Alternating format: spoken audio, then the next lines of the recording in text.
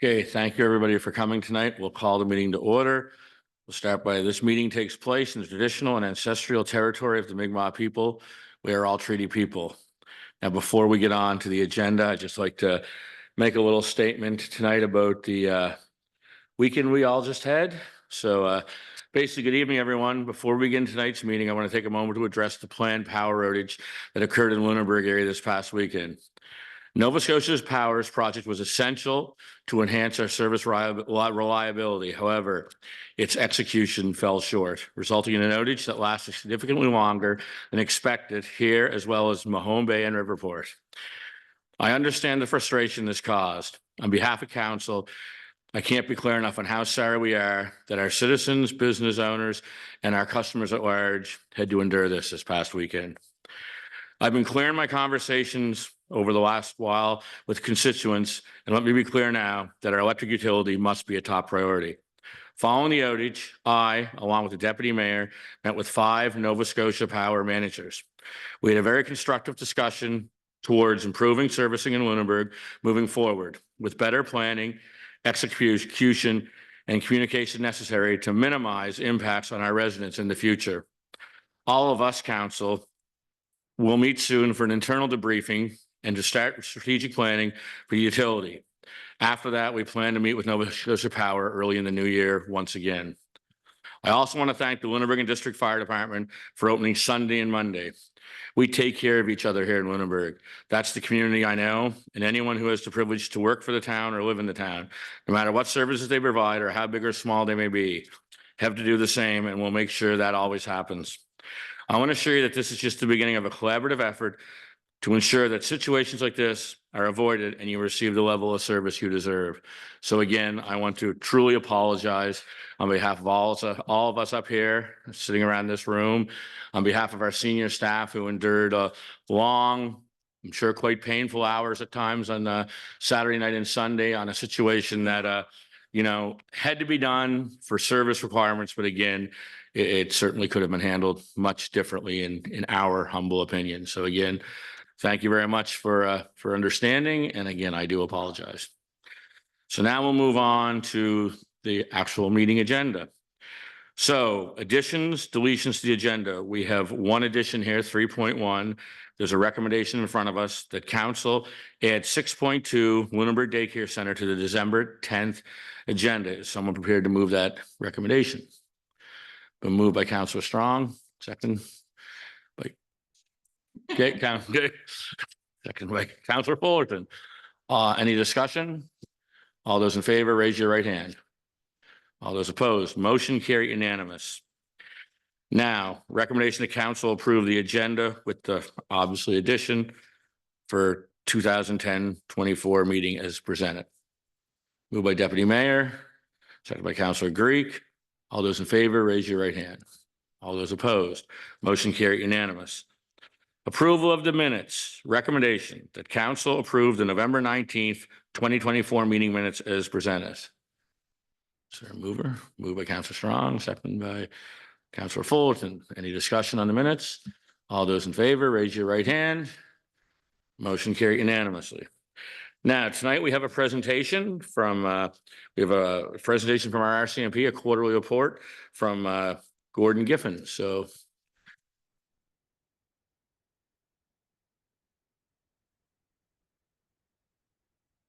staff, councillors, your worship, congratulations to you all for being here tonight. So I'm your new NCO of Lilydale Detachment for the RCMP. My name is Corporal Gordon Giffen. I'm here on behalf of Lunenburg District RCMP and present to you the Q3 report for the town of Lunenburg. I prepared this report.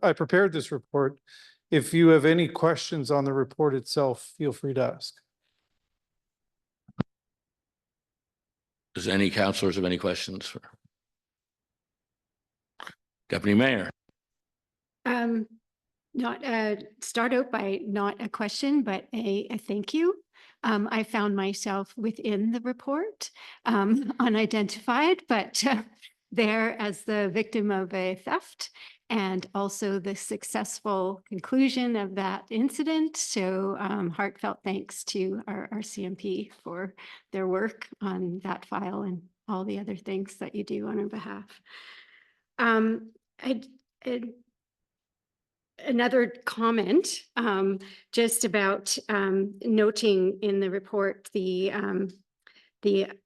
amount of mental health calls that are made, and they're significant. I think they were the second highest number or something in the report. So I just thought that that was worth noting, and something that's for all of us to consider when we think about what police work entails. But again, that's just a comment. I did have, I guess it can amount to a question.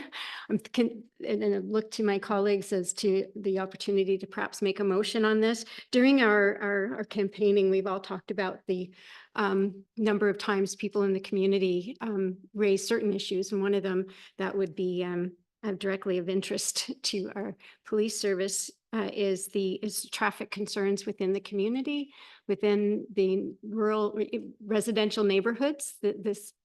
The apparent speeds that people travel, and to the detriment of public safety, and the fact that we have children on our streets, and parents don't feel safe, and older people don't feel safe, and it just seems like the speeds are in excess of what we would like them to be. We understand that some of them may be going within the speed limit. 50 kilometers an hour is quite fast in a residential zone. So really like to be able to see if we can work together somehow with your professional guidance. From your report, it indicates that there's dedicated, traffic and control folks that is their area of expertise, to see what we might be able to do to address these concerns. And look to you to give us advice, and perhaps we could share with you through our staff, or however that works, areas of concern, suggestions of stop signs in residential neighborhoods where there are none now, that may help with the mitigation of speeding in the neighborhoods and that sort of thing. So. Well, thank you for your comment, and I'm glad that your own complaint came to a successful conclusion there. I think your worship has seen over the last couple months that I'm very open to contact by any member of the council or the mayor himself. I've worked with Tyson over the last week, making suggestions, having discussions about the ongoing traffic. So that is something that is certainly being looked at, your traffic study as well.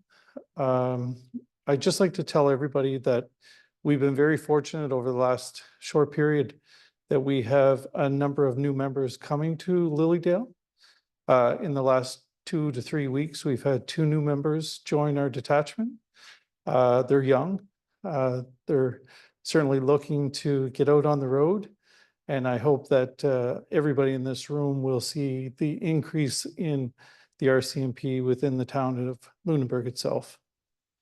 So again, if any of you have any questions or concerns that are raised, you can follow them through the mayor or directly contact me. I'm open to that.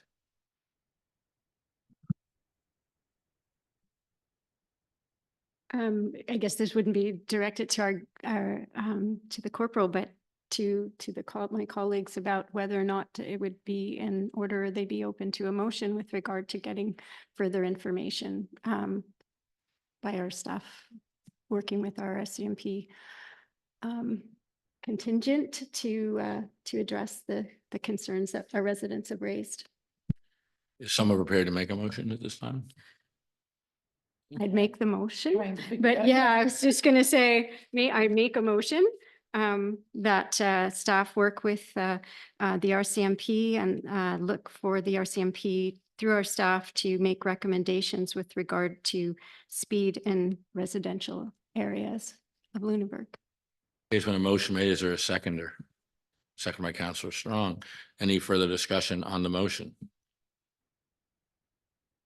I'll just add to that, to the discussion part is that I think every single one of us that campaigned this summer was met at the door with this issue.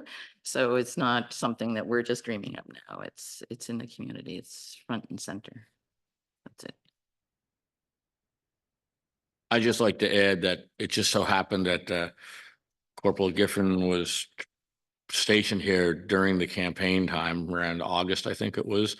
Yeah, so since that time, I've had quite a bit of communication with him. I was fortunate enough to be the mayor when I was campaigning, so I was able to reach out to him, and I used to reach out to him quite regularly when I was done because I couldn't believe, quite frankly, myself, how many people at every door and almost every street brought up traffic concerns, and you were very receptive. In fact, if I said like Maple Avenue says there's a lot of speeding, the next morning you'd come in and tell me that you were there for 2 hours that morning doing like a radar check. So, you know, fortunately, but unfortunately, a lot of it is the fact that 50 in those areas look like you're flying, but legally you're really not going too fast. So, you know, I think that a staff working with the corporal would be great because I think there could be a recommendation of some lowered speed limits throughout the residentially zoned areas. I see that in other areas, especially in some residentially zoned areas and HRM, they have a lot of areas that are down to 30 now.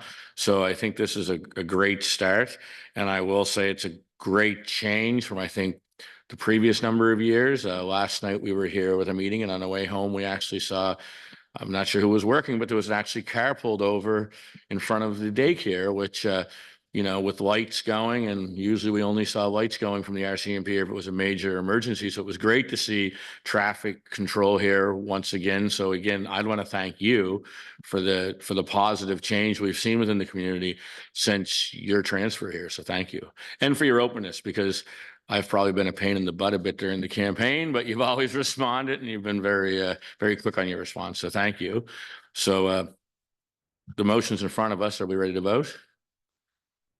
All those raise your right hand. Motion's carried unanimous. And the only other thing I'd like to ask is you did send us a report, but it was sent with confidentially marked on it. So maybe so we can share it in the minutes because people will be wondering what the report says. Could you sort of take out the parts that aren't confidential and make like a public report for us so we could put in our minutes so the public would know just some of your basic stuff?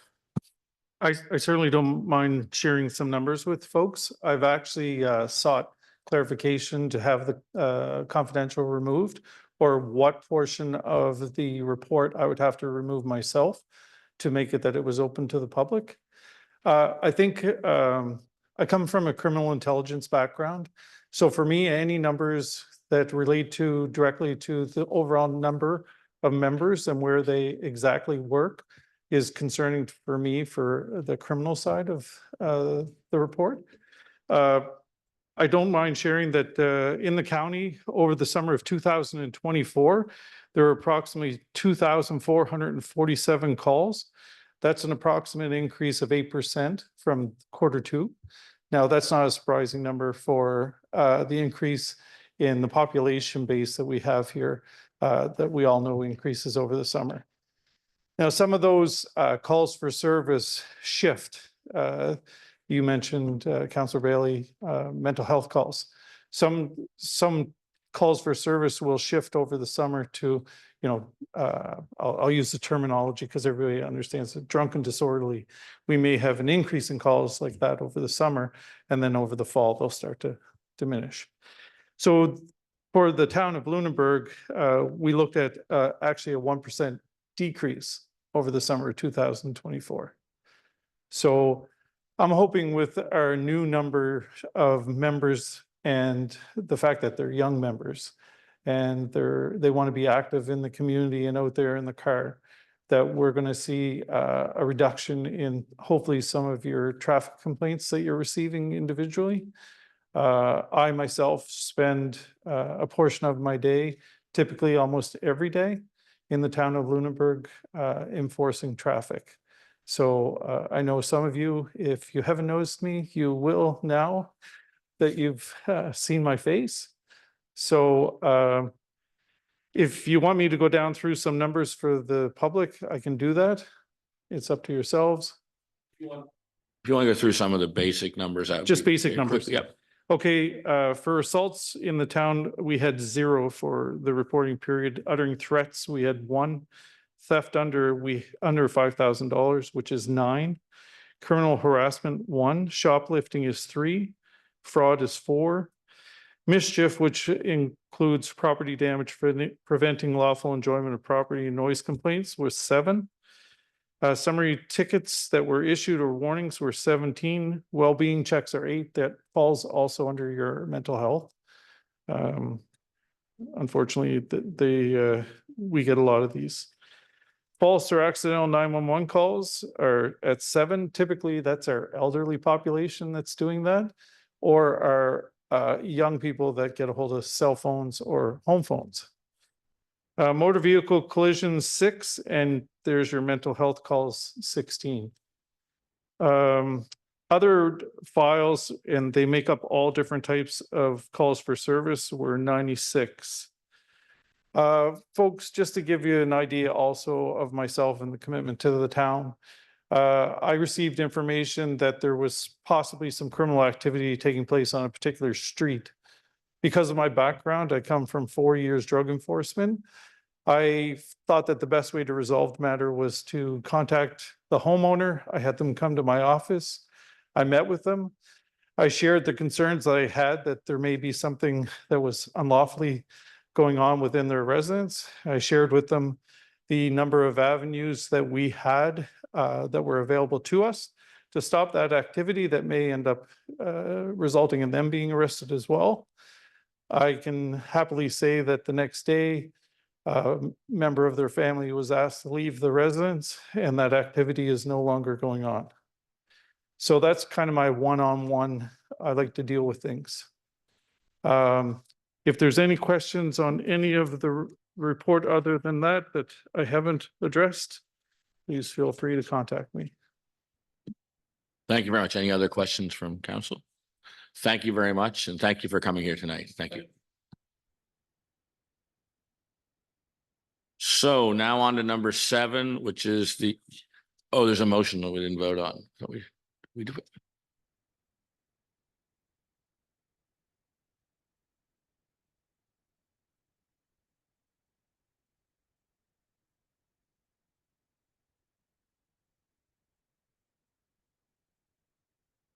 Okay, so the daycare is up. So you guys have a presentation. So whoever wants to go first, or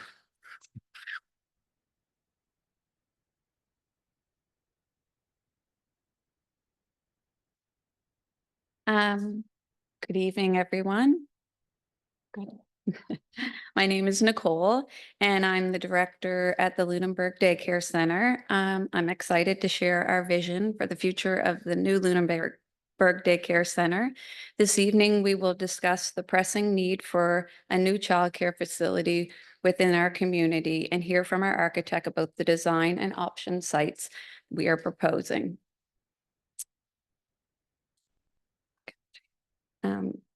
The Lunenburg Daycare Center has been the cornerstone of our community since February the 12th, 1973. For over 50 years, we have provided a safe, happy, and stimulating environments to our community's youngest leaders. Operating as a nonprofit government subsidized facility, we are licensed for 113 children, are proud to have been supported by generations of families in Lunenburg. While our current facility has served us well, it is increasingly inadequate for our needs. With the classrooms in the basement, it lacks natural light and airflow, and our aging systems are inefficient and costly to maintain. With a wait list of 232 families, it is clear to us that we need to expand and meet the needs of our growing community. A new purpose-built facility is not just a dream, it is a necessity of Lunenburg. A new facility isn't about providing more spaces, it's about building a stronger, more resilient community. Reliable childcare enhances workforce participation, allowing parents to pursue careers and education. It strengthens our local community and economy by retaining families within Lunenburg. Most importantly, it provides children with a strong foundation for academic, and social success. As one parent shared, Lunenburg Daycare has provided much more than just a service. It has offered a sense of family for my 4 children since July of 2014. Access to quality childcare allows both parents and the broader community to thrive. To bring this vision to life, we have partnered with the talented architects who have begun designing a facility that reflects our values and meets the needs of the growing community. I'm pleased to introduce Jody Clark and also Raylene Hill from RAD, who will share the proposed design, location, and how they will align to our goals.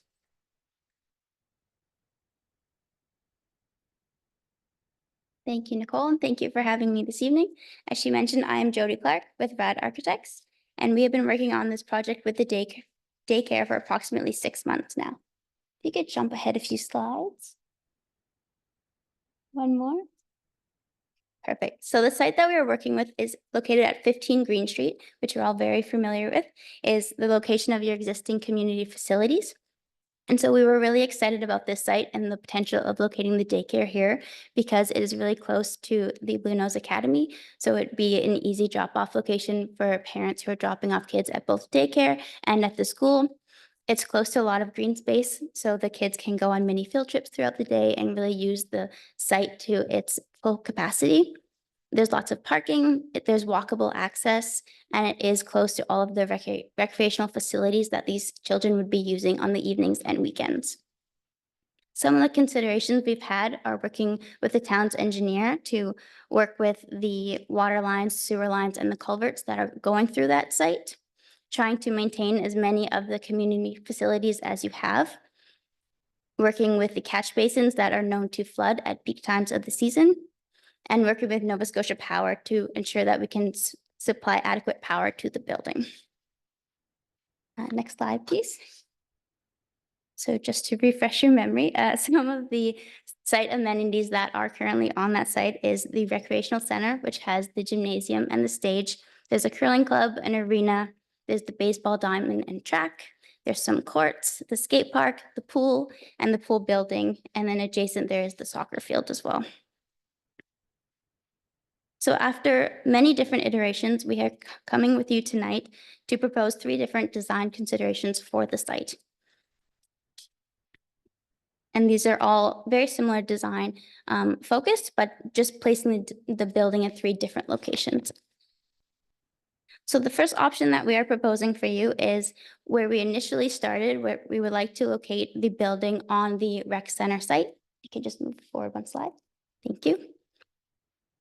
So this is the current footprint of the daycare facility on the recreational site. So you can see that the building is almost twice the size of the rec center that is there now, and this footprint does not include the gymnasium. So this would be the removal of the gymnasium and stage and only the replacement of the daycare. And so it is a great site because we are able to do a 1-story building and ensure that the entire building is accessible and still maintains all of the outdoor facilities, the other amenities on the site, and the parking space. However, in placing the building here, we would be removing the rec center, and we do feel that that is a community asset that we would like to keep. And so in effort to maintain the community center, we've moved on to option number 2. And there is a kind of more technical proposal here that you can look at in your own time. So looking at site plan option number 2, we are locating the same footprint of the building onto the green space. And so with this effort, we are maintaining the rec center and all other site facilities. The only interference would be with the track. So we would be able to maintain the baseball field, but the track would be interfered with this building. And so the daycare would take up the space at the end of the parking lot and create a nice bookend in that parking lot. So you'd be surrounded by buildings on all sides. And then you'd have your playground on the backside, which would be able to back onto the green space and provide private space for the children to play where it's just safe away from the road. With this option as well, many of the culverts and sewer and water lines go through the site. So we would be relocating those and working with the engineers and our engineers to reroute those around the building. And this is also an opportunity then that we could do some additional drainage, locate the building at a higher plane so that it doesn't flood during peak times, and use some of the landscaping to kind of divert any of that water that could be a challenge. And more recently, we have been moved on to option number 3, which is actually locating the building on 87 Victoria Road. So you can see we shifted off of the rec center site and moved into what is currently the Sea Cadets building. And so all of the rec center sites, the outdoor space and all of the interior amenities would all be maintained, but the Sea Cadets, would need to be relocated. And so this would be a new building on that site, although it has a very similar footprint. Again, all of the classrooms would be located on one floor, which provides great accessible access for students, families, anyone with strollers or accessibility needs. The access is off of Victoria Road, which you can see we have drawn a drop-off lane. And so that would divert cars off of the road so you can come, park, drop off your kids, and then exit again without causing backups on the street. We also have included some staff parking on the side of the building. In this layout, we have the playground, which is tucked nicely almost in a courtyard. So it again provides very safe play space for the students. And it would be sheltered with some trees and provide sidewalks throughout so that you can actually walk to the building in all directions. And similar with the previous option, flooding precautions would be taken. So raising the height of the building and then using the landscaping and the existing sewer and water lines to make sure that we are not facing flooding problems in the future. You can jump over a few slides now. I'll just talk briefly about the design of the building. And so all of the designs are very similar at this point. We are looking at doing a 1-story building, again, promoting the accessibility and use of all. The long linear form that we have allows for all 16 classrooms to have access to daylighting, lots of windows, views to the outside, hopefully get some green space out of their windows as well. And it provides 16 classrooms in indoor play space. It has staff amenities, kitchen, storage, everything that the facility would need. It's about 15,000 square feet right now, and the play space would be about 7,500 square feet, which is enough for 100 students to play outside at the same time. So we would want to create as large of a playground as possible because the new facility would host over 200 kids. So we would like to have at least half of the kids outside at one point.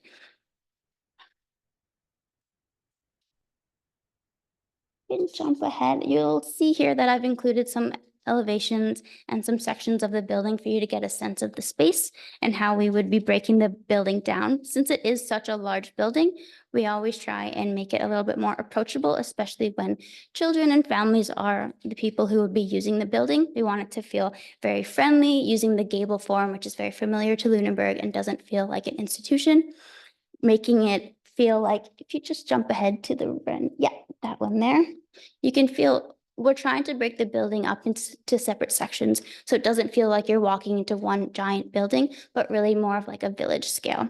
So would be introducing colors. It's kind of hard to see in this image. You can put, you can see there. So we'd be using colors throughout so that kids could have a sense of ownership. So when they walk by, they might say, "Mommy, I'm in the yellow window." And, maybe they move up to the green window in a couple of years. And so really have a sense of ownership over their space using friendly materials such as wood, which really gives a very homey feeling. And then using metal cladding to really have a durable lasting so that the building will stand the test of time. So our goal for the building is really just to create an approachable and safe space for the students. We would be happy with any location that we could put the building, as we do feel there's a really strong need for this project and we do believe in it. So thank you very much. I'm here to answer any questions if you have. Thank you very much. Council, questions? No question? One question that I had, you mentioned that there's definitely a plan for a lot of natural lighting throughout the building. Is there any other green or eco-friendly considerations within the plan?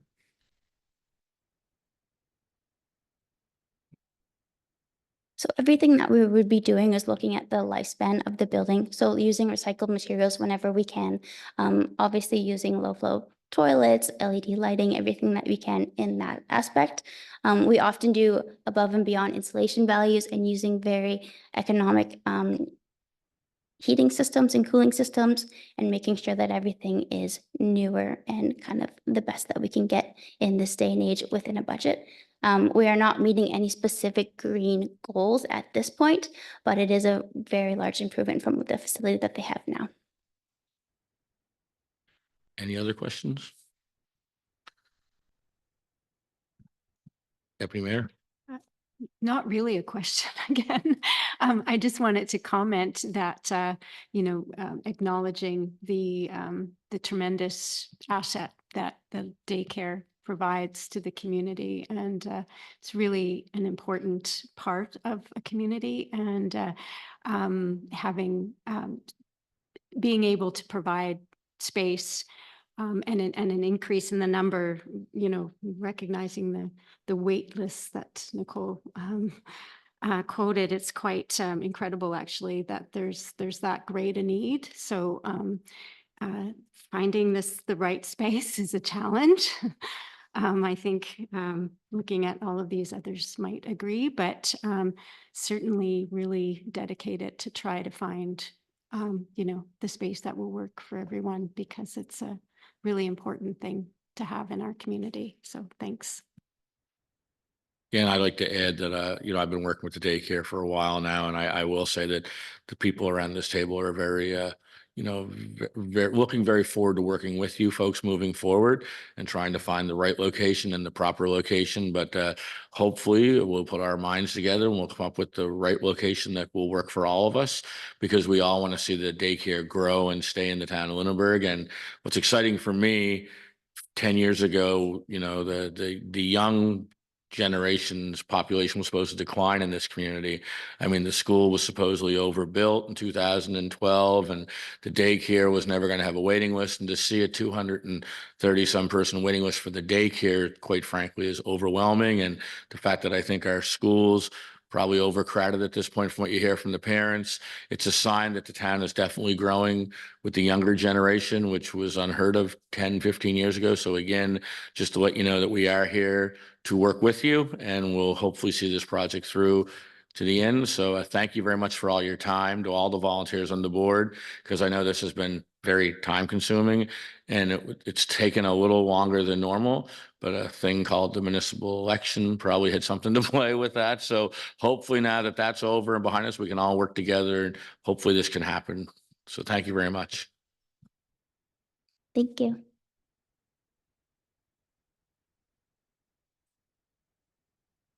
Okay. So we'll move on now to item 7 on the agenda, which is the public input and question section. Each person is limited to 3 minutes. Each person must state their name. Questions or comments are directed through the chair, and comments and questions are open to any municipal matter.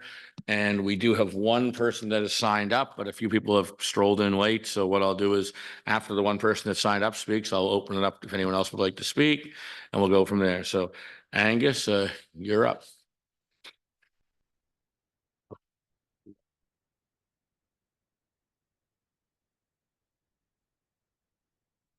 My name is Angus Savory. I live at 221 Winehawk Street. I am bringing to council's attention the power problems we're dealing with in that area. Our problems are getting back online after the power goes out. And we are always the last area to get looked after. Always. The section of town is new development. We have 2 buildings, 5 apartments in each building. There are 6 detached homes. We have an 18 apartment complex surrounded by Wolf Avenue, Wood Street, Wynot, and Adam. total number of units come up to 34. Everything's heat pumps, electric, more power on the grid. The 18 apartments are occupied, the ones in the square. That would be Wolf, Wynot, Adam.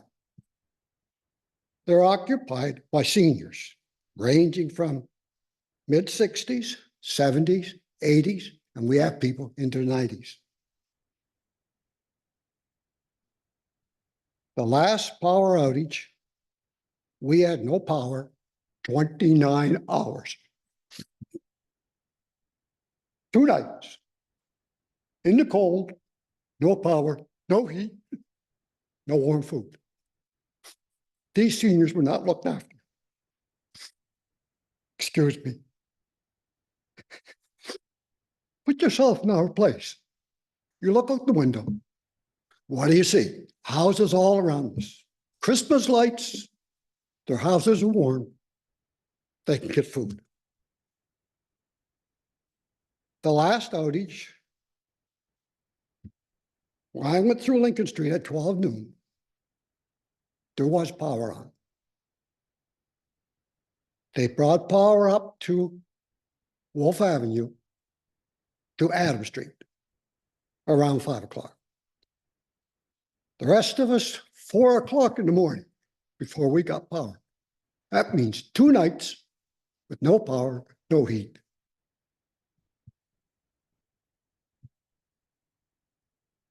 Two o'clock in the morning, that morning, I noticed the street lights on, but no power.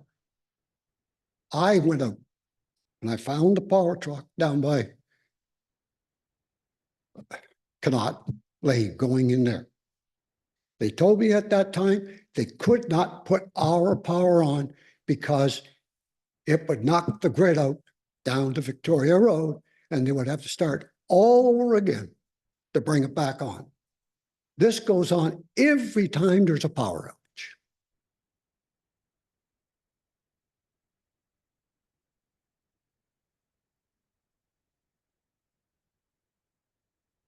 Many seniors live there.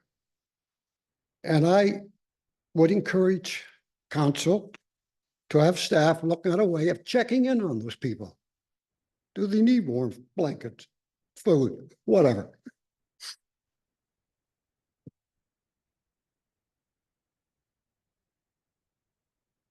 And for future development,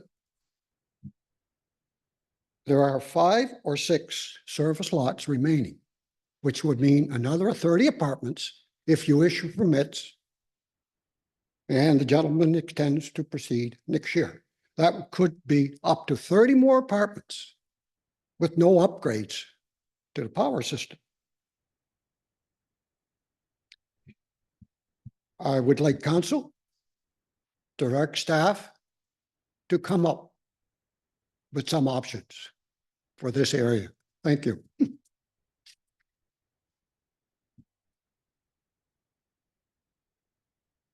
Thank you, Angus. And again, my sincerest apologies from all of us on this past weekend's events. I don't disagree whatsoever. What you folks experienced is totally unacceptable. You know, if it's not a Mother Nature thing that can't be controlled at times, the way that worked out, I think was unacceptable. We'd have to do better. We all have to do better. And I think I've said this many a times over the past 6 months that it's one thing to talk about development, because we need housing. But until we improve, increase, and upgrade our core infrastructure, we can talk all we want about development. So I think, you know, in some cases, the cart might have been put before the horse in some areas of town. And I think now that's our problem around this table to work on. And if nothing else, this storm has certainly highlighted the importance of us getting off our butts and sitting down with NSPI as a team and coming up with an acceptable and sustainable solution moving forward. It's not to say you're not going to lose power anytime soon, because you know, I had no power till 6:30 that evening. Like, I was over a day and a half. So it was the weirdest thing I've ever seen, because it was houses here that had power and there that didn't, just the way it worked out. But again, I do apologize, and let me reassure you, we are on this, and we truly do apologize. And there's really nothing more I can say about it at this time, except I'm sorry. Could I have one question? Sure, go ahead. The linesmen or techs in the field, when they're restoring the power, they tell us this is the future. If that line is not upgraded, they can't do anything. It just goes back to Victoria Road and the system comes down. Thank you. I think we've been made aware of that in the last 24 hours. That I think we're all more aware of that now than we ever were. And I think, unfortunately, in the future, this is going to happen in a lot of areas in our community because of new properties that are being built.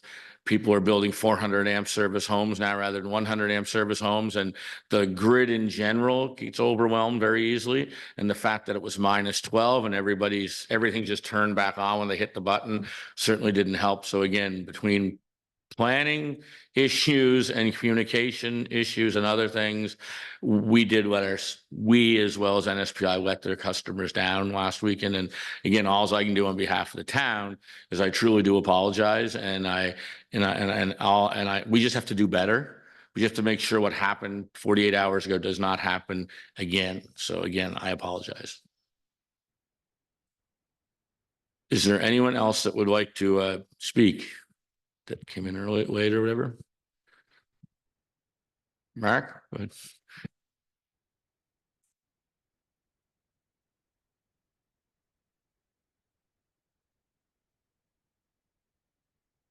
I'm Mark Hullable, for those of you that don't know me.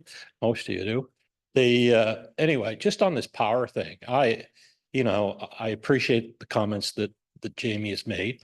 But I think the town as a community has to know why. What made it so difficult to turn power back on? I mean, my power came on.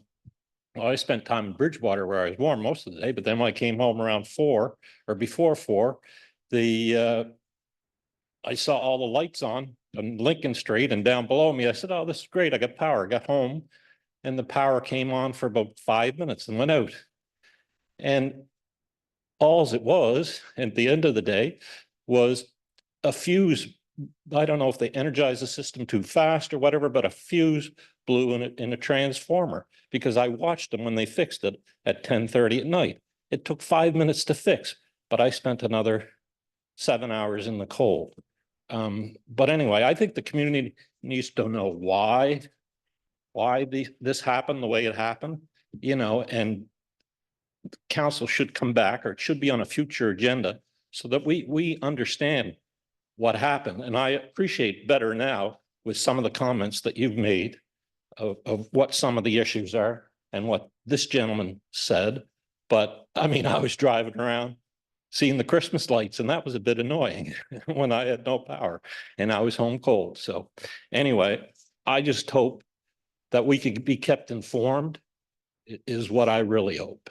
Not just go and deal with Nova Scotia Power and not fill the citizens in on what's taking place.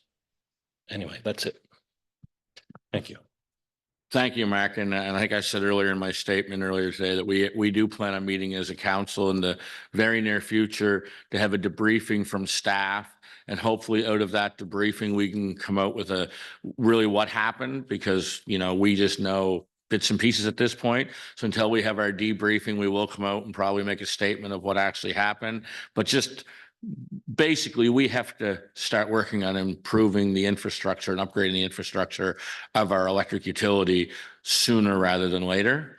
So, that's the bottom line, and that's going to take money and time and effort. But again, we are certainly aware that this is a very serious situation. So thank you. So moving on to number 8 under correspondence, 8.1, there is a recommendation in front of us that council appoint Miles Harlow and Tim Clattenburg, both from the region of Queens Municipality, as building officials to administer and enforce the Nova Scotia Building Code Act for the town of Lunenburg in accordance with section 5.2 of the Nova Scotia Building Code Act as per the Regional Inspection Services Agreement. Is anyone prepared to move that motion? Moved by Councillor Babineau, seconder by Deputy Mayor. Any further discussion or question? Councillor Could we Folger. have a little more background than was evident in the letter that we got from? Yep. Through the chair, certainly, if you would like more information, staff can bring this back to you. You can simply defer this motion to a future meeting. Well, I'm sorry, that was not my intention. I just thought if there was a brief background that we could be given here, then, you know, that would help not only us, but members in the public gallery as well, understand the reason for it. Oh, certainly. Under our joint service agreement with the municipality of the District of Lunenburg, we have a shared pool of building inspectors that work throughout the region. Under that joint service agreement, any new building officials that join their team need to be appointed by council in order to legally operate within the town of Lunenburg. So the municipality of the District of Lunenburg is requesting that you appoint these individuals so that they can begin working in our community. Thank you for that. That's all I wanted. Any other questions? Okay, all those in favor, raise your right hand. All those opposed, motion carried unanimously. 8.2, reimbursement request attendance at the Canadian National Fallen Firefighters Memorial Service. There's a recommendation the council approve the reimbursement of up to $1,300 to cover the travel and lodging expenses for Julie Lobb for attending the Canadian Fallen Firefighters Ceremony in Ottawa on September 6th and 7th, 2024. Is there someone prepared to move that motion? Moved by Deputy Mayor. Is there a seconder? Seconded by Councillor Fulton. Any discussion or questions? Councillor Daphne. I'm just wondering, it's not that I don't agree that we shouldn't reimburse Mrs. Lobb. I'm just wondering why it doesn't fall under the fire. Like, why don't they have a fund or something? For this, it's sort of a special event.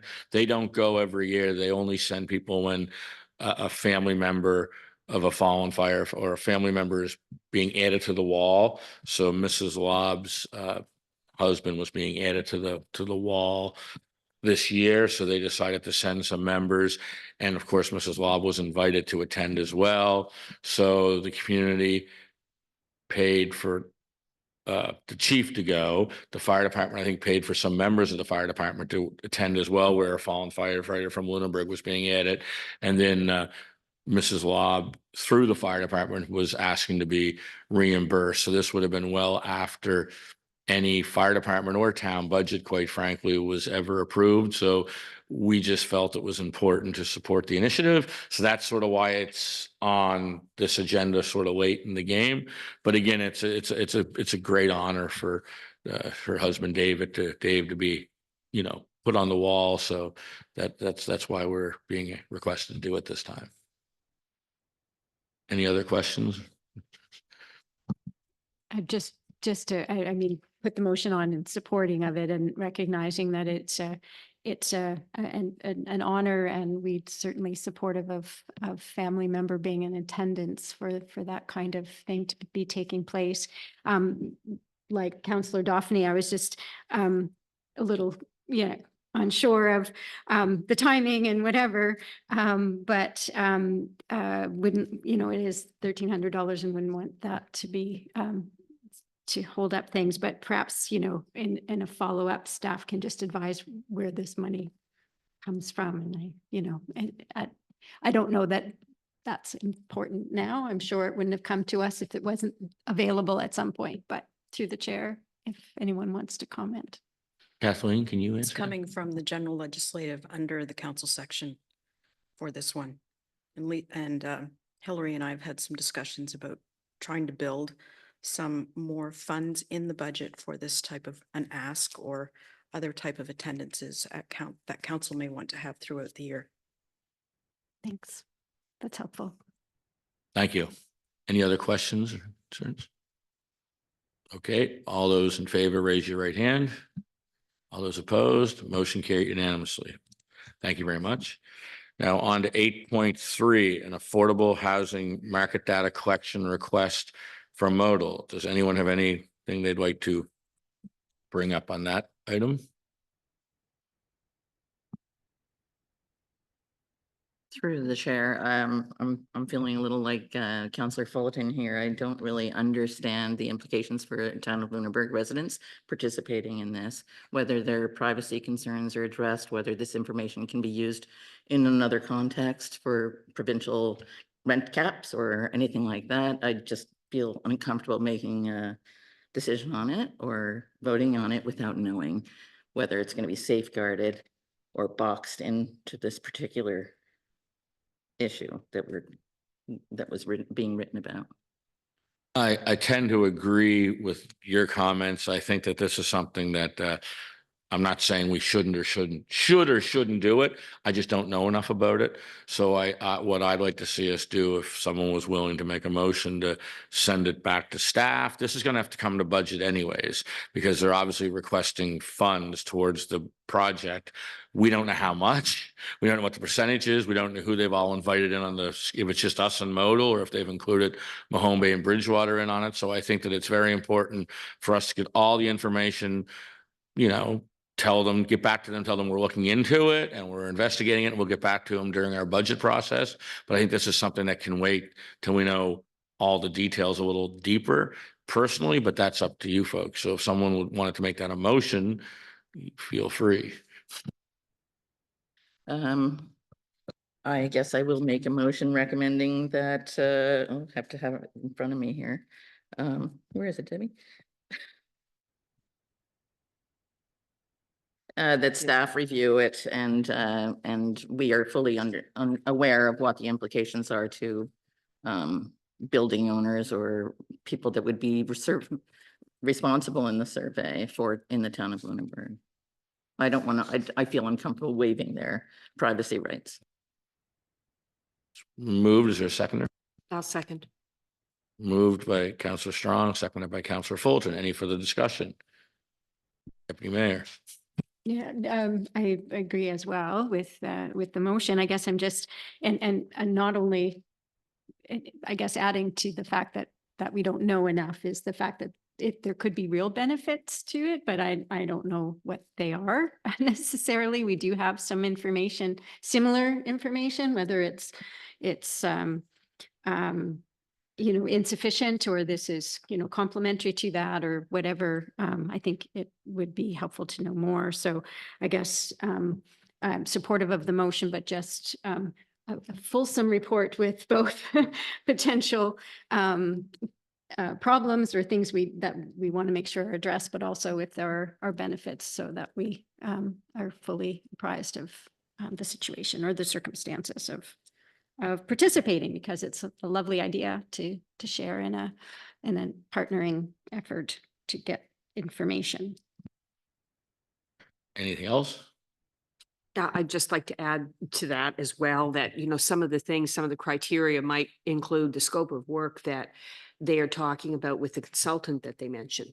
Because it's, if it's the same information that we have from other sources, then it may be a little bit redundant, but hopefully there would be some new information that we don't already have.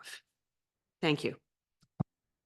That's great. And agreed. I think that we also need to know how detailed they're going to get in Lunenburg and in our direct surrounding area. Because as we can see from other housing reports that we get, our supposed percentage is much different than, say, other areas. So we have to know what each community's needs are, because each community's needs in our area can be much different depending on what they're actually looking at. So I think it's great to get a more detailed report on where they're going with this before we commit to any funds.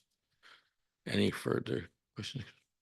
Councillor Babineau? I would agree. I guess when I was reading the letter, I thought it was a little short on detail for me as to what we were committing ourselves to. So if in the report we get from staff, like there was a little bit more information from Modal on what this would encompass. I do think we have some housing market data, but it does seem a little out of date now to me, especially given the time frame and COVID and all of the demographic shifts that we've seen. So I would love to see it move forward, but not without a little bit more information.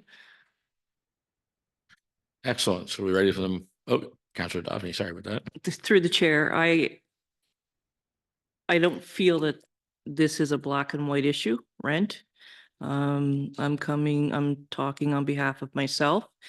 I can think of 2 landlords within the town that look at each individual case when they come to rent, and to peg it down to one certain amount, you're going to be excluding some very worthy people in the town. So yeah, a little bit more information is needed, and we have to think about everybody in the town, all economic backgrounds. Agreed. Anything else? Okay, so all those in favor of the motion to send this back to get a staff report, a more detailed staff report, and put it to the budget process, raise your right hand. All those opposed, motion carried unanimously. So number 9 was simple, there's nothing. Number 10 is simple, there's nothing. So we'll move on to number 11. There's quite a few budget items in there. We'll start with 11.1, and Kathleen's going to be presenting there. Good evening. The first motion that you're going to see before you is regarding the town operating budget results. For the fiscal year ended March 31st, the town had an operating surplus of $505,000. To reduce the borrowing requirement for the Victoria Street road construction, staff are recommending $140,918.38 be utilized from the special capital reserve. In addition, staff are recommending $100,000 transfer to the general operating reserve fund, $50,000 be transferred to the public works equipment reserve, and $355,000 be transferred to the general capital reserve fund. Funding as well for the economic impact study of $50,000 and $75,000 for the parking and traffic study be transferred to the operating reserve to finance these projects in 24-25. After the additional reserve transfers and capital funding, the town will have a modest surplus of $5,300. There were $1,055,423 of capital projects completed in 23-24. Grants and other non-municipal funding sources totaled 29.1% of the actual expenditure and $307,040, which equals $307,040. The 2023 capital budget included just over $456,000 in capital borrowing. However, staff are recommending that the Victoria Road project will require financing and recommend that this be funded for the special capital reserve so that we actually won't have any capital borrowing for the year ended 23-24. There are motions in the package for your consideration. Thank you very much. Any questions to Kathleen? I have a comment I'll make if there's no questions, just that this is good news, very good news. It shows that, we're actually going to have, no borrowing in that area. And it shows when you read further down in the report, it shows that we're quite low in our borrowing debt per ratio at this point. So just, I guess, to highlight to the citizens out there that watch us on YouTube that the sky's not falling, that we're not going into we're not dissolving quite yet, and that our financial situation is a little better than it was. I appreciate staff's time on this. I appreciate the fact that that this was probably very it took a lot of time to put together. But again, these are reports that I'd like to see it every year this time. It'd be great. So thank you very much, Kathleen.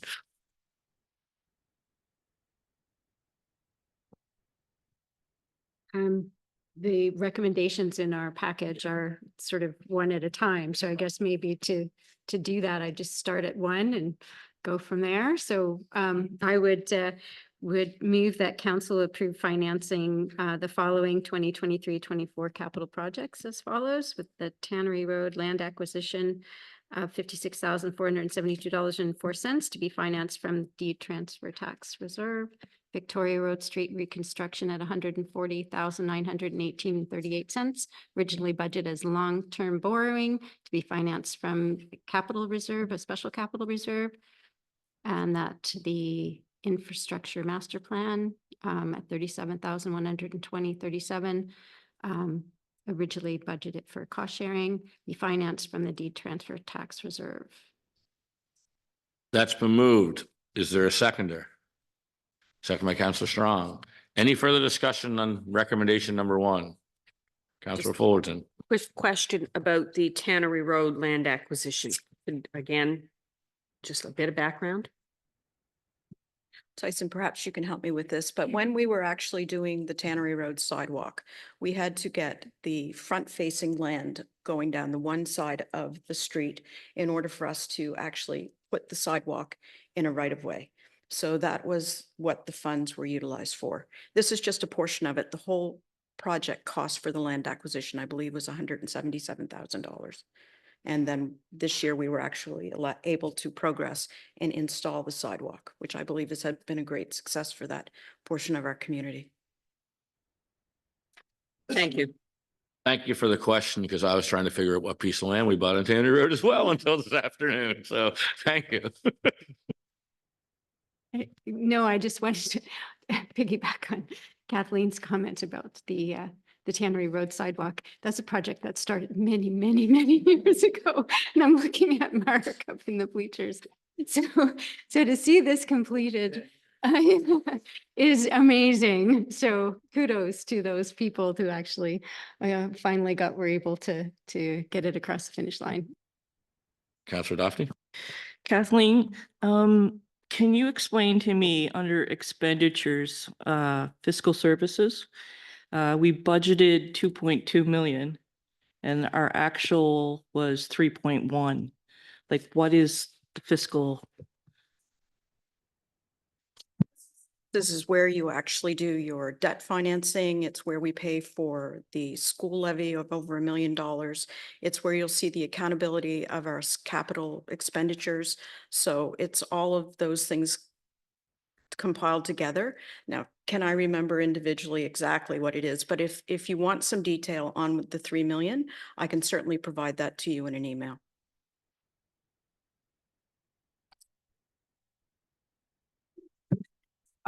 No, I just want to, I sympathize with our new councillors around the table because we haven't gone through a budget process yet. So understanding fully what's happening, I can appreciate must be really challenging, and we haven't had a full training on this yet. So just the context for anyone listening, yeah, it's much.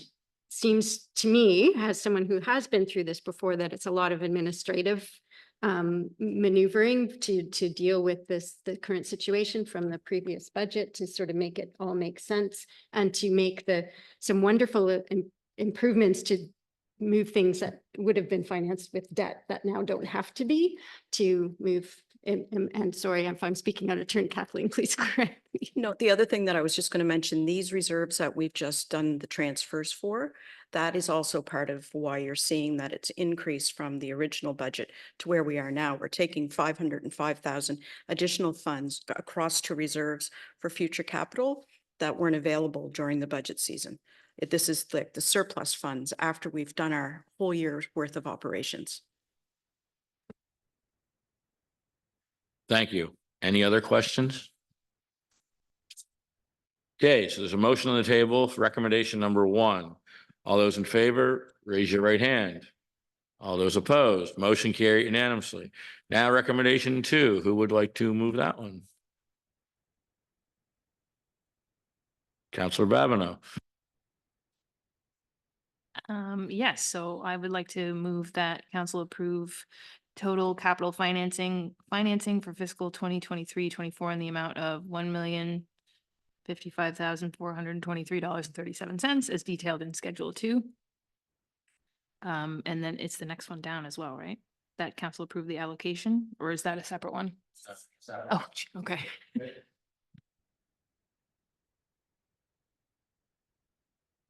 All those, any other discussion or question on that one first? Seeing none, all those in favor, raise your right hand. All those opposed, motion carried unanimously. Now recommendation number 3, who'd like to move this one? Deputy Mayor, go ahead. I'm good to go. Approve the move that council approve the allocation of $505,000 from the operating fund surplus as follows: $355,000 to the general capital reserve fund, $50,000 to the public works equipment reserve, and $100,000 to the general operating reserve. Removed. Is there a seconder? Seconded by Councillor Greek. Any further discussion or questions on this one? Seeing none, all those in favor, raise your right hand. All those opposed, motion carried unanimously. Now we'll move on to recommendation number 4. Who'd like to have a crack at this one? I'll give some of my comments. Okay, I move that we approve recommendation 4, that council approve the transfer of funding for the following projects to the operating reserve to finance them in the 2024-25 fiscal year. $50,000 for the economic impact study and $75,000 for the parking and traffic study. Removed. Is there a seconder? Seconded by Councillor Daphne. Any further discussion or questions on this one? Seeing none, all those in favor, raise your right hand. All those opposed, motion carried unanimously. So now we move on to 11.2. Kathleen, you're back up. For the fiscal year ended March 31st, 2024, the water utility had a surplus after budgeted reserve transfer of $30,000, and as a result, staff are recommending some additional reserve transfers. The land reserve transfer was originally budgeted for $5,000, and staff are recommending the amount be increased to $26,500. After the $26,500 transfer, the land reserve balance will be $188,469. In addition, staff are recommending that $100,000 be transferred to the future capital reserve for the water utility after the $100,000 transfer in the 23-24 fiscal year end. The balance of the future capital reserve will be $564,864. The water utility completed $992,395 of capital expenditures, and the capital expenditures have been funded from the depreciation reserve as previously approved by council. And there are motions for your consideration. Thank you. Are there any questions on the actual report itself? Deputy Mayor? No questions. I was just going to move the recommendations. Again, thank you very much, Kathleen, and we'll move on to recommendation number 1. You want to move the first one? It's 1 and 2. Could they go together in a single motion?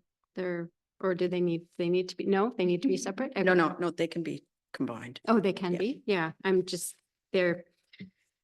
Yeah, that council approved the transfer of $100,000 to the water utilities future capital reserve for the fiscal year ended March 31st, 2024. And that council approved the transfer of $26,500 to the $1,000 to the water utilities land reserve for the fiscal year ended March 31st, 2024. Thank you. So it's been moved by Deputy Mayor. Is there a seconder? Councillor Fullerton. Any further discussion or question on the motion? Seeing none, all those in favor, raise your right hand. All those opposed, motion carried unanimous. Now we're on to 11.3. Kathleen, you're back up. For the fiscal year ended March 31st, 2024, the electric year ended the year with a deficit of $159,552. This was actually a budgeted deficit of $200,000, so we did better than we had expected during budget time. The largest contributing factor was due to the cost of power and the ratchet expenditures that we actually have to pick up during the cold load season. The capital expenditures completed for this year were $377,730, and that is before you for your consideration. Thank you once again. Someone prepared to make the recommendation? Moved by Councillor Strong. You have to read it out, though. I would like to move that council approve the electric utilities funding of capital expenditures totaling $377,730 for the fiscal year ended March 31st, 2024, with the funds to be drawn from the depreciation funds. Been moved. Is there a second? Seconded by Deputy Mayor. Any further discussion or question on the motion? Seeing none, all those in favor, raise your right hand. All those opposed, motion carried unanimous. And again, thank you very much, Kathleen, for this. So now we're moving on to 11.4, plow purchase for new salt truck. Tyson, you're up. Thank you, Your Worship. So tonight I'll be presenting the plow purchase for the new salt truck. We're looking for a budget increase. So the recommendation is that council approve a revised budget for a carryover item from the 23-24 capital budget for the purchase of a plow for the new salt truck in the amount of $35,000 with the additional funding from the Public Works Reserves. So just to summarize the report, back in 21-22, there was an item carried within the capital budget for a new salt truck to replace our 2002 GMC Top Kick. And that truck has been in limbo for quite a period of time. But recently we learned that it was coming to be delivered. That was following an RFP process that was instigated back in 2021. So based on that capital budget item in 21-22, there was an item in 22-23 for the plow. $20,000 was the approved budget at that time. But that with the truck in limbo, it didn't make sense to purchase the plow proactively. But again, with that truck becoming available now, it feels like the right time to purchase a plow so that we can use that truck to its maximum capability.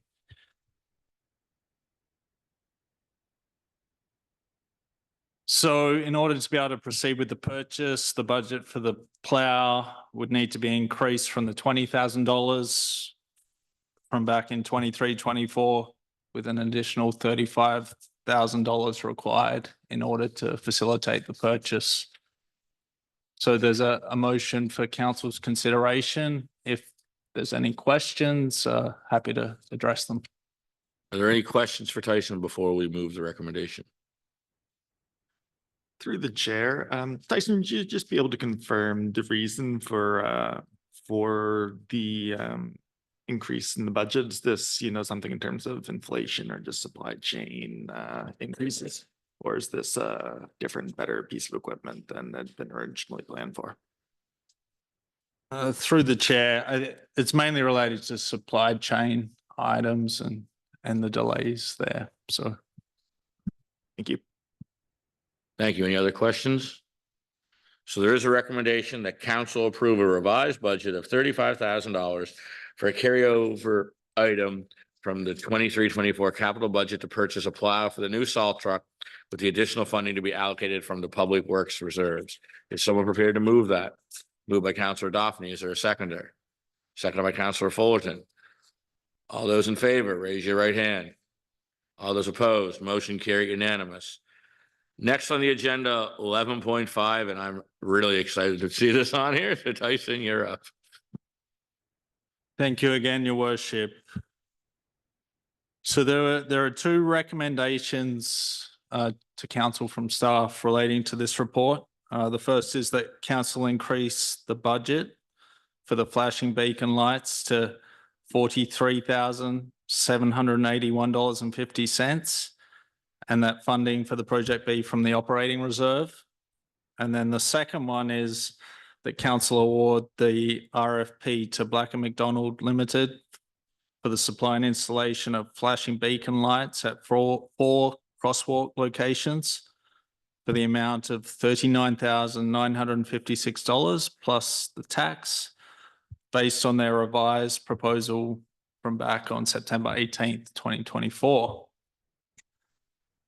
So just some background on this report as well. within the 24-25 town capital budget, there was an item included for flashing beacon lights for $15,000, including the net HST. Just taking a step back as well, the flashing beacon lights are the buttons that at the crosswalk, you press the button and it flashes and brings alerts road users that someone's crossing. So an RFP was issued with the plan for 4 more crosswalk locations.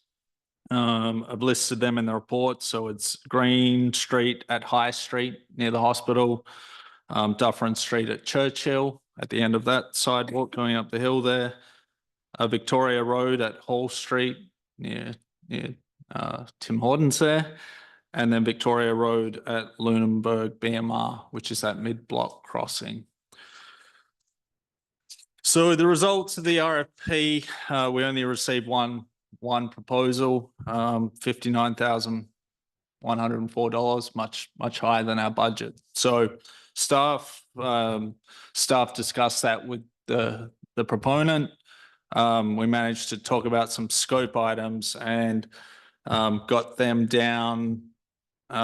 We reached sort of an agreement in terms of their quotation of under $10,000 per crossing, and making that $39,956 to do all 4 locations. So going back to the 23-24 budget, under the flashing beacons lights, there was a much healthier budget carried there. So that was a $50,000 budget item, and we spent $21,218.50, which left almost $29,000 in that item.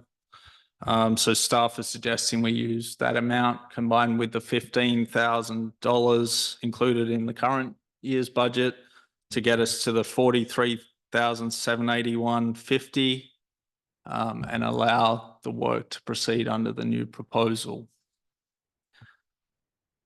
That's essentially the essence of the report. If there are any specific questions, again, happy to address, but there is a recommendation there for council to consider. Thank you, Tyson. I'd just like to make one quick comment that people ask about the increase in cost for anything. It's actually very depressing to see that 4 beacon locations last year cost $21,000. And this year 4 is costing $42,000. So in essence, for the same thing, basically a year later is double in price. So that's just an example to the public of how things have gone a little sideways in the last little while. So nothing our staff has done or we can do about it. It's just, I thought I'd highlight how significant of an increase that is. It's almost mind boggling. So, but again, thank you for the detailed report. Councillor I Strong. just wanted to ask a question. How did we arrive at those 4 crosswalk locations? Through the chair. So they were decisions made they were decisions made essentially by Public Works based on our monitoring of town, feedback that we've had from residents, and our observations. For instance, the mid-block crossings are generally discouraged as a practice. So adding a factor of safety to that made sense to a crossing that's used to connect sort of the Centennial subdivision to the those higher commercial areas of town, the school, the recreation area. The whole street crossing, again, coming along Victoria from town heading towards that area. Visibility sometimes isn't great on the inside of that circle. Churchill is one that's been brought to my attention and potentially council's attention. And then the hospital crossing, again, it kind of coming over that hill on Green Street, and it kind of completes that sidewalk project that's recently been completed as well, because there's one at the Victoria end, and then there's one at the hill. And so that's the intent and how those ones were selected. Thank you. Councillor Dofty? Tyson, does Black and McDonald, do they come back and check to make sure all the beacons are working? Like who monitors that? Because my coworker is at me all the time about the Falkland Street one, and I always say, call the town. So I'm just wondering who monitors the lights. Like, are we watching them, or how is that done? Through the chair. So once they go into operation, yes, we do our best to monitor them, but there's a warranty that applies to the installation. So this particular RFP defined a year warranty on the installation. I know with some of the other installs, we've had some teething problems. Not going to deny, I've spent lots of time pressing buttons and checking them, and it seems like a relatively simple thing, but once they're there, I think it's really important they work, because if people go to press buttons and they don't work, then they'll stop using them if they're not. So it's something Public Works would monitor, but we also need feedback from the community and the reporting, and people have generally been good at sharing that information with us, which is great, because it means they're trying to use it. So. Thank you. Deputy Mayor? I just another question too that prompted my mind thinking of that about the maintenance that is involved with them, because I'm delighted to see them, frankly, and it's been an issue, and crosswalk safety has been a problem, or a concern for a long time. So I was delighted to see these start coming to town, and think they're a great improvement. But they do have to work, and they are solar operated. So I don't know if they have as their life expectancy with the solar panels. Like, do they have to be? Is there projected replacement of those kinds of things when we install these? Is there that sort of thing known or unknown at this point with newer technology involved here? So through the chair, yeah, it is newer technology. Typically, I think the life expectancy is in the 20-year mark, but that's with solar technology in general, this kind of stuff. But it's something that needs to be monitored, and we can't trust it to that extent yet. So we'll just have to be vigilant with it. Can I make the motion? All right, being one of the heaviest users of the flashing lights on Victoria Road, I would like to make a motion that council, can I do both of them at once? That council increase the budget for the flashing beacon lights to $43,781.50, and that funding for the project will be from the operating reserve. And the council award the request for proposals to Black and McDonald Limited for the supply and installation of flashing beacon lights at 4 crosswalk locations for the amount of $39,956 plus HST, based on their revised proposal dated September 18th, 2024. It's been moved. Is there a seconder? Second by Councillor Dofty. Any further discussion or questions on the motion? All those in favor, raise your right hand. All those opposed, motion carried unanimous. Thank you very much, and thank you very much, Tyson. 11.6, growth and renewal for infrastructure development program grant application request. Tyson, you're up again. Thank you, Your Worship. So bringing before council this evening is a request to support a grant application for the grid program. Before we get into the details of the report, I'd just like to start with a couple of items. Since this report was written on December 2nd, there's been a revision to some of the costs. So I apologize to council for the information in the report not being accurate or totally accurate, but working through the application process, some new costs came to light, and we want to capture them in the grid application because of the nature of it. So if some of the numbers that I discuss are different, that's the explanation. The second thing in terms of prefacing this report is there's lots of numbers mentioned in this report, and they're large numbers. No getting away from that. But it's important for everyone to recognize that these are estimated costs.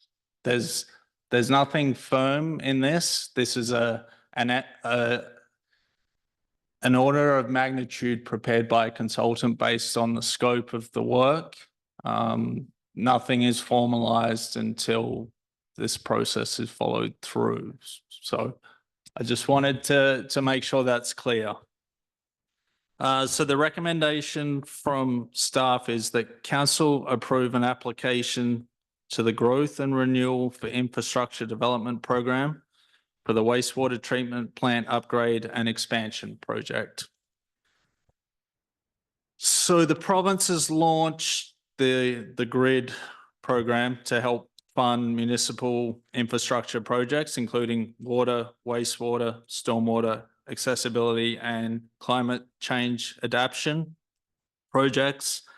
And then the application deadline is December 13th, which is this Friday coming.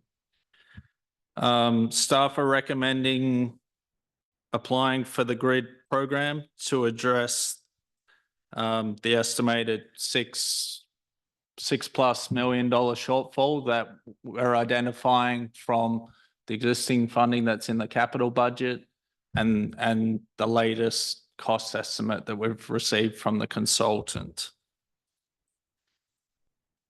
So I think everyone's familiar with the wastewater treatment plant upgrades and expansion project.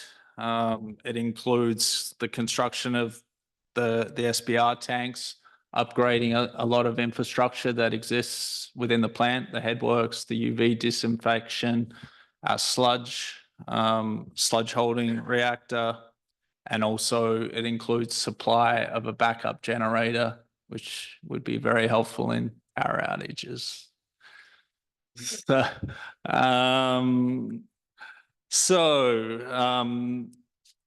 Back in 2020, early in 2022, staff made an application for the ICIP fund, in which there was a contribution formalized from the federal government, the provincial government, and the town. And at that time, it covered a budget of $9.982 million. More recently, as the designs progressed and evolved and the market's changed over this latest period, as council is seeing. We have a revised budget, including the professional fees like the engineering and design, the construction, and a contingency that gets us up to around 16.86 million estimated. So that number of 16,052, that's halfway down the second page of the report. That's one of the numbers I was talking about. So essentially the GRID program gives us the opportunity for a 50-50 match with the province. The plant seems to fit the wastewater criteria that they're requesting, and there are a couple of other criteria as well, like the project being shovel ready, which we're very close to, and we will be by the time the grant's being awarded. And some other aspects that seem to make it a good fit. And with that amount of money that this cost is recognized, like it's certainly identifying a a large risk to the project, it makes sense for staff to submit an application to offset that additional cost. And this seems like a really good opportunity for us to mitigate that risk. Essentially, that's the essence of the report. Again, I reiterate, we do need to use these numbers for our submission because they do need to have a professional basis, but until the process plays out further, we won't know where those costs actually land. Thank you. Councillor Fullerton. Just a question through the chair. Tyson, the contribution the town's expected to make in this process, what is that? What is the percentage? Through the chair, the percentage is around 36%. So that we're already committed to a component with the ICIP, and then it would be our 50-50 share of the 6.8 that this estimate's identifying as a shortfall. So it's a combination of those two components. So for the total of 16 something million that you talked about, it's 36% for Lunenburg? Yeah, it's 6.1 in that ballpark based off the estimated costs that we're dealing with. Yeah, thank you. Anybody else? I guess I have one or two questions or comments. First question would be, when the federal government and provincial government partnered in this initial project, they obviously felt it was a great importance to our community, and due to a lot of differing things like, I guess, the economy, cost and availability of goods and other things, the price has gone up significantly. Is there any avenue we have of going back to the feds for more money than the 9 or whatever it is, however many million they gave us, or is that done? Through the chair, when we received the information in terms of the revised cost estimate, we did contact our funding partners under the ICIP grant and inquired as to whether there was any unused funds, but they did unfortunately confirm that the ICIP program has been exhausted.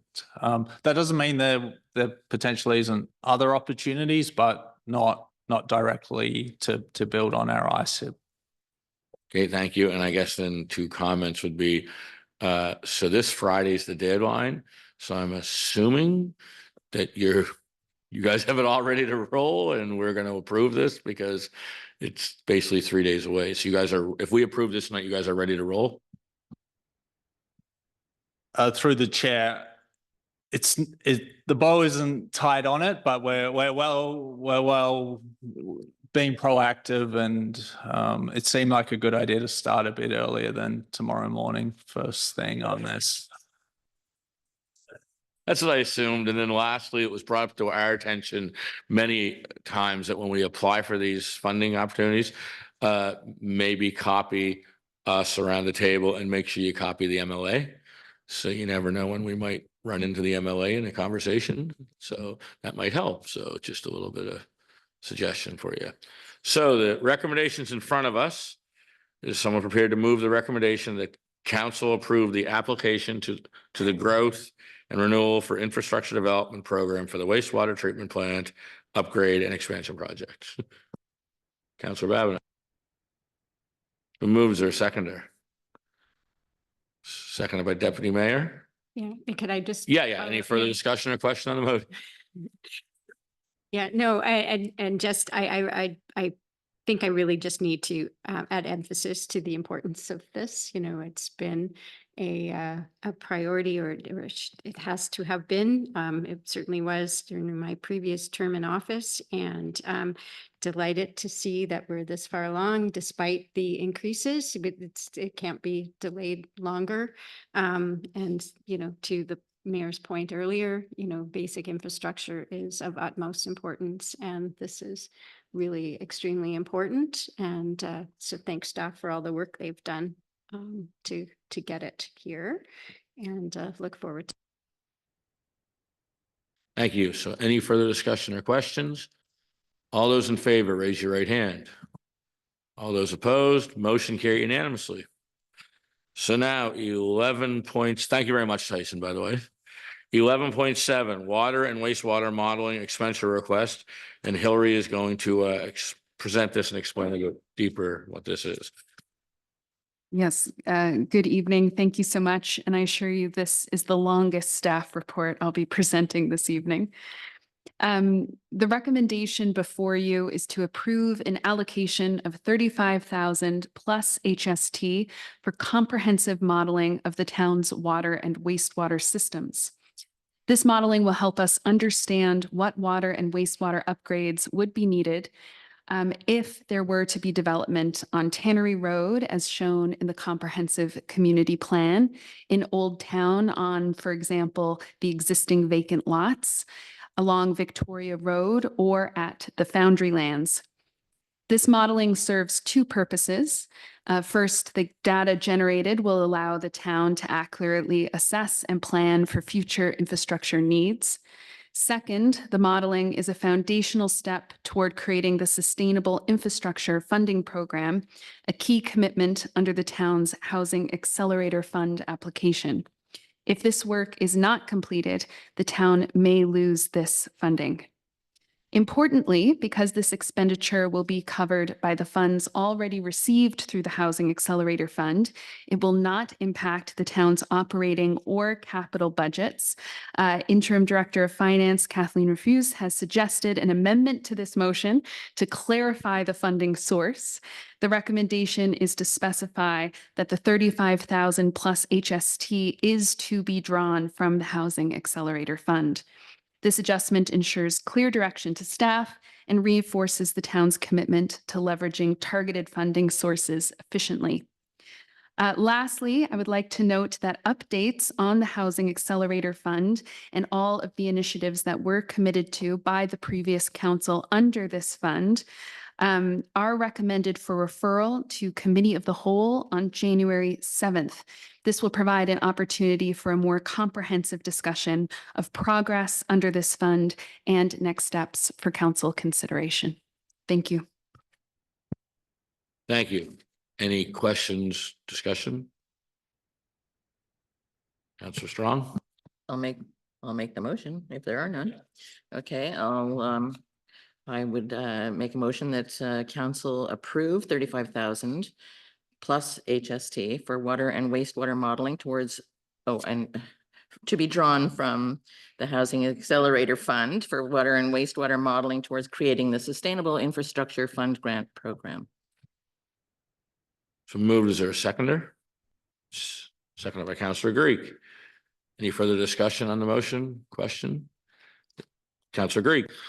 Not so much a question as opposed to a comment, I suppose, but I know when campaigning, one of the bigger items going door to door were, water availability, pressure issues. So hopefully, if this is something that we would be able to move forward with to not necessarily as much alleviate some of the present concerns, but hopefully avoid creating future ones. So I think it would be a great opportunity.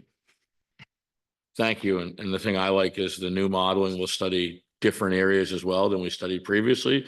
So it's actually going to come back and give us modeling on more areas of town, what we need to do to possibly have future development in a broader range of areas in town, not just based on one or two locations. So I think that's one of the positives I read in the report as well. So any further discussion or question?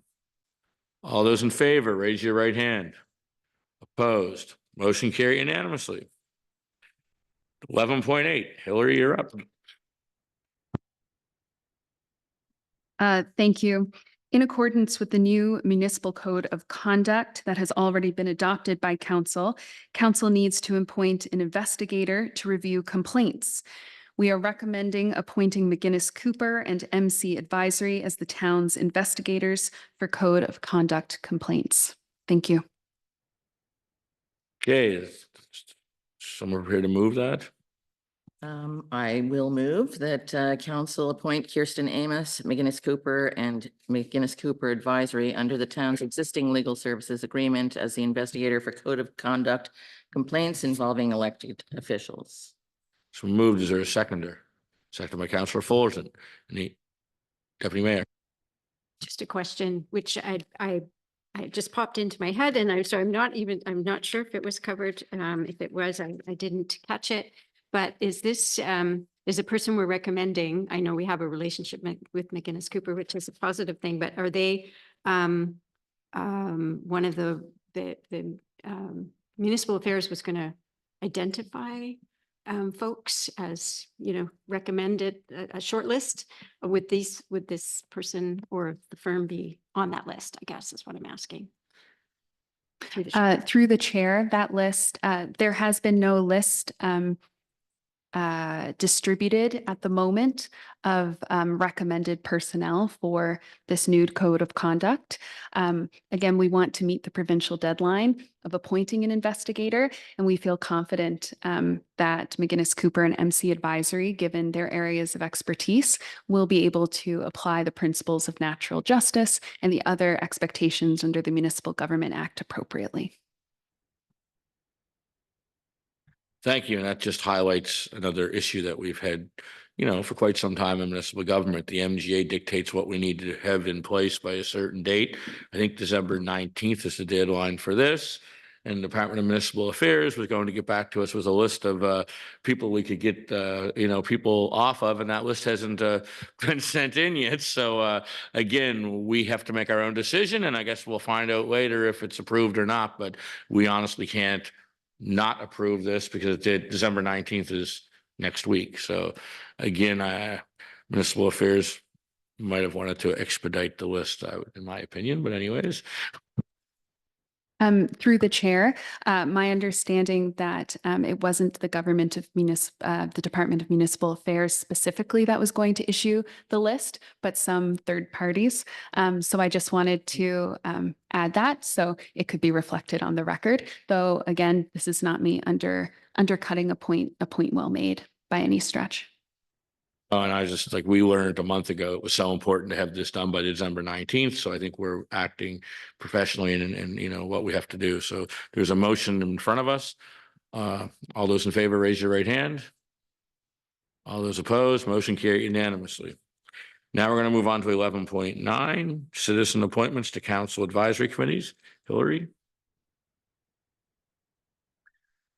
Through the chair, we are very pleased to recommend reappointing and appointing several community members to key committees, including the Heritage Advisory Committee, the Planning Advisory Committee, Source Water Protection Advisory Committee, and Audit Committee. You will notice every effort has been made to stagger terms and hence to stagger future vacancies. We extend our sincerest gratitude to those individuals who have stepped forward for their commitment to serving Lunenburg and look forward to their valuable contributions. Thank you. Thank you. So now we have to do each committee individually as recommendations. Okay. So who wants to start? As the I'm on the Heritage Advisory Committee as a council member, can I handle that, do you think?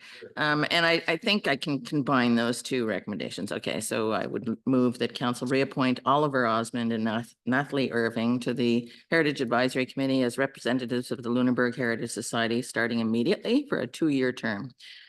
And that council reappoint Fawn Creaser to the Heritage Advisory Committee as a resident representative starting immediately for a 2-year term. It's been moved. Is there a seconder? Seconded by Councillor Daphne. Any further discussion? All those in favor, raise your right hand. All those opposed, motion carried unanimously. So PAC has 1, 2, 3, 4. If you want to do them all together, whoever wants to do those.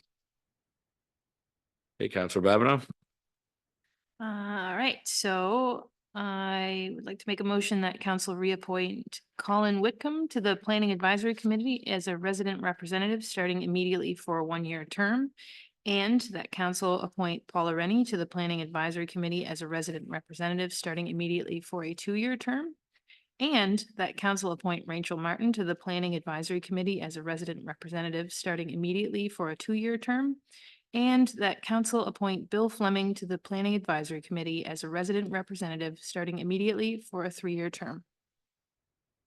So it's been moved. Is there a seconder? Seconded by Councillor Greek. Any further discussion on those appointments? All those in favor, raise your right hand. All those opposed? Motion carried unanimously. Source Water Protection Advisory Committee. Who wants to take a shot at that? Councillor Fuller. I'd like to move that council appoint Catherine Yosenhans to the Source Water Protection Advisory Committee as a resident representative, starting immediately for a 4-year term. It's been moved. Is there a seconder? Seconded by Councillor Daphne. Any further discussion or question? All those in favor, raise your right hand. Motion carried unanimously. And finally, the Audit Committee. Who wants to take a shot at that one? Councillor Fullerton. I move that council appoint Rachel Martin to the Audit Committee as a resident representative, starting immediately for a 2-year term. It's been moved. Is there a seconder? Seconded by Councillor Daphne. Any further discussion? All those in favor, raise your right hand. All those opposed? Motion carried unanimously. Thank you very much, everybody. And again, I want to reiterate, like the CAO said, thank you very much to those citizens that put their names in and applied for these committees. It's very important to the community to have citizen involvement on these committees. So again, we wouldn't have that if you didn't apply. So thank you very much. So we'll move on to 12 notices of motions, information requests, and council reports. So there is a notice of motion we'll do first that council directs staff to cease work on the renaming of Cornwallis Street, subject to Cornwallis reevaluation. Who would like to move that motion? Councillor Babineau. Is there a seconder? Seconded by Councillor Strong. Any further discussion or question on that motion?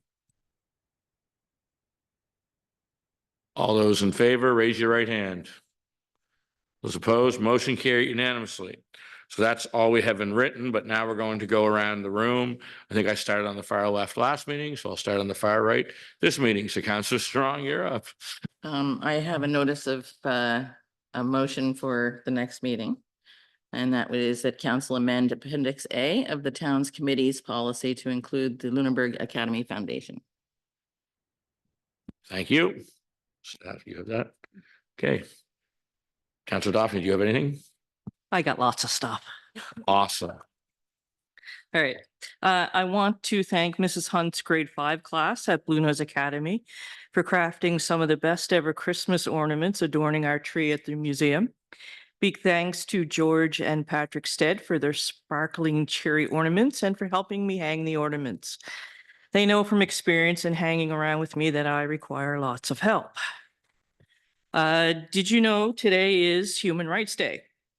I had no clue until I saw someone online make a reference regarding it. I looked on the United Nations website and discovered HDR is observed annually around the world on December the 10th.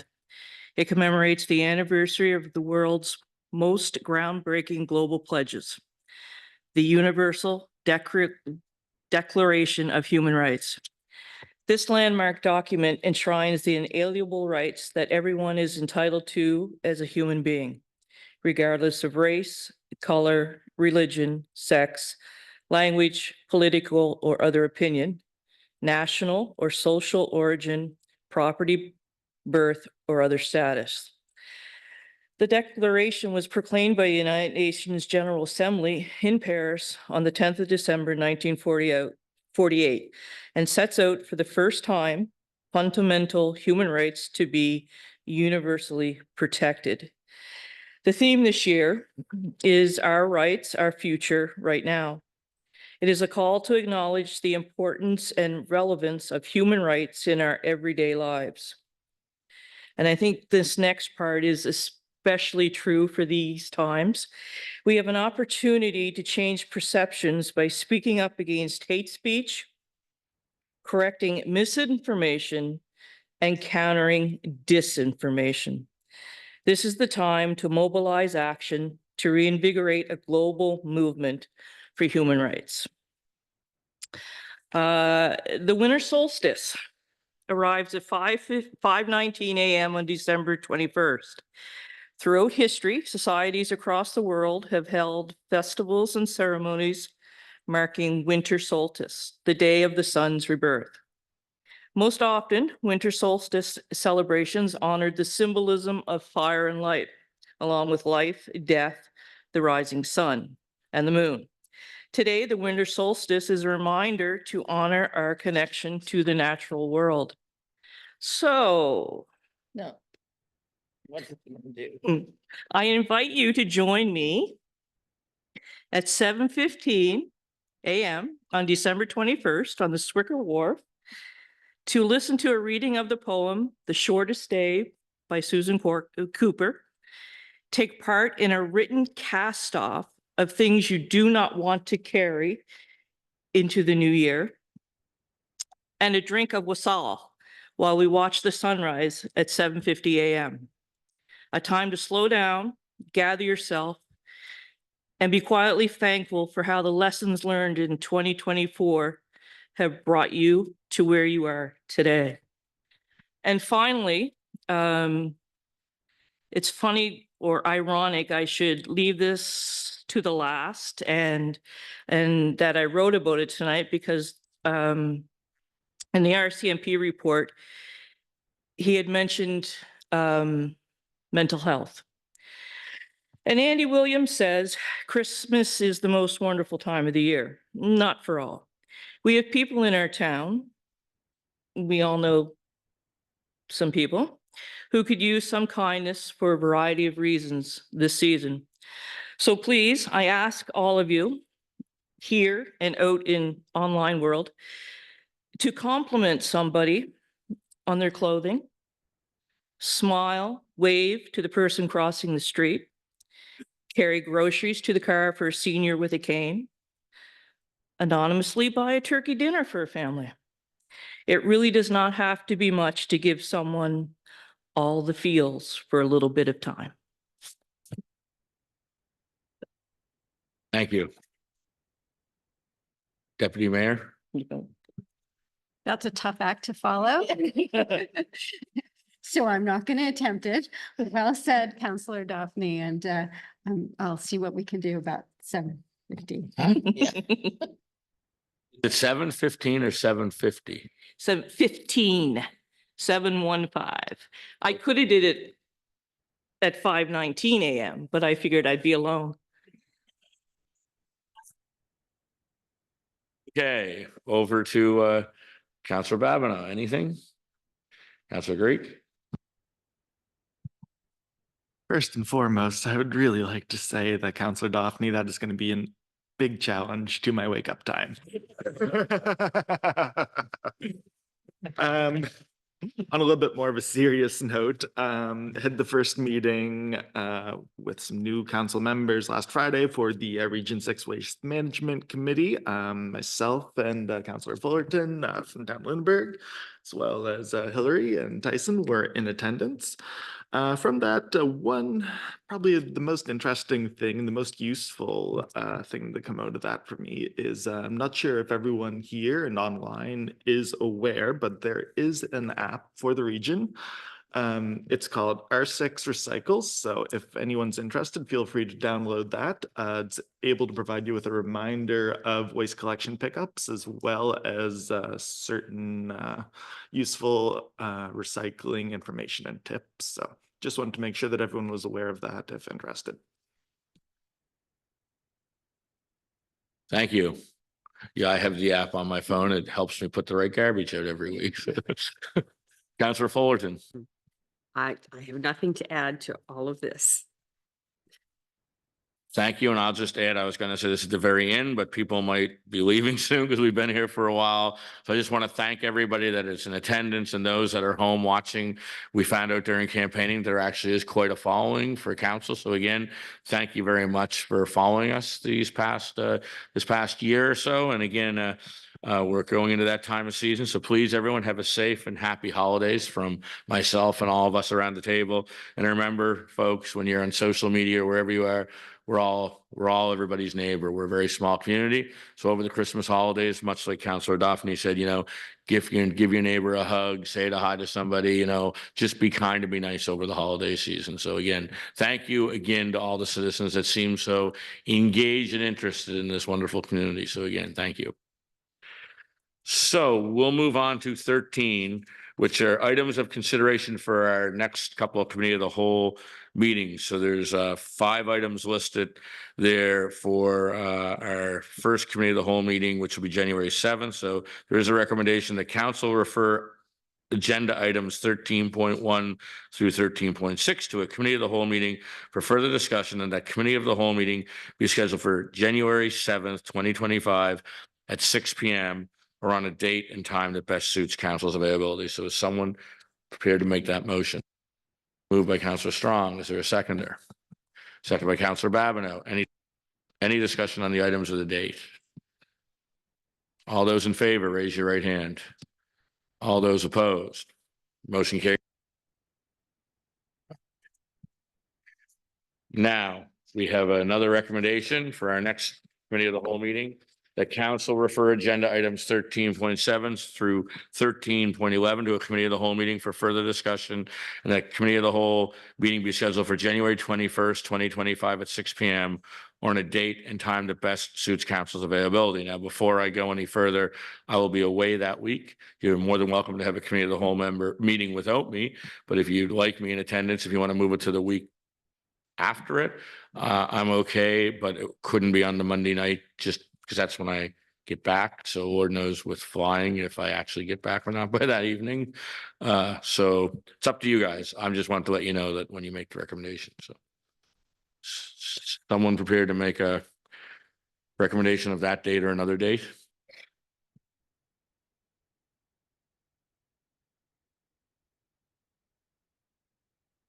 You may. Well, I'd like to see all of these topics be on committee of the whole for discussion as soon as possible. But I'm just concerned about the date. The next week would be our regular council meeting day, right? So I don't know if council's okay to push it back 2 weeks to the 1st of February, or if I'm looking for actually would be February 4. Is that the Tuesday? Yes. I would be fine with it being another day of the week rather than pushing it out to February. If that works for folks. That's a possibility too. Is that Wednesday, whatever that may be, the 20, no, not the 22nd, 29th? Is that 30th, the Wednesday, the 30th, I guess it would be 29th. Wednesday, the 29th, is that available? Unless it's really delayed, I'll be home the Monday. If I'm not home by Tuesday night, I'm supposed to be home dinner time Monday, I'll be really not that happy when I get here anyways.